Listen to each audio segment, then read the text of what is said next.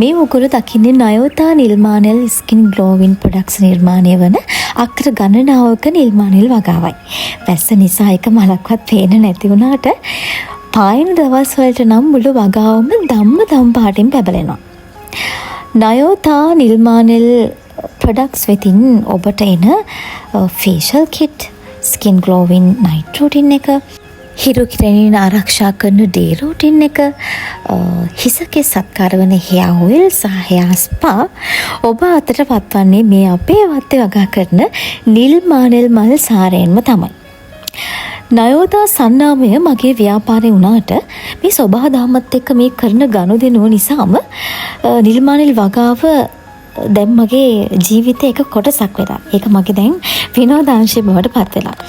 සෝබා දහමේ මේ ආශිර්වාදය නිසාම වෙන්නේ නැති ඊ타ත්ම කෙටි කාලයකින් නයෝතා සන්නාමයේ ලොව බබලවන්නට මට හැකි වුණේ.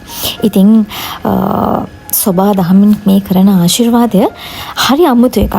තව දෙයක් කියන්න ඕනේ.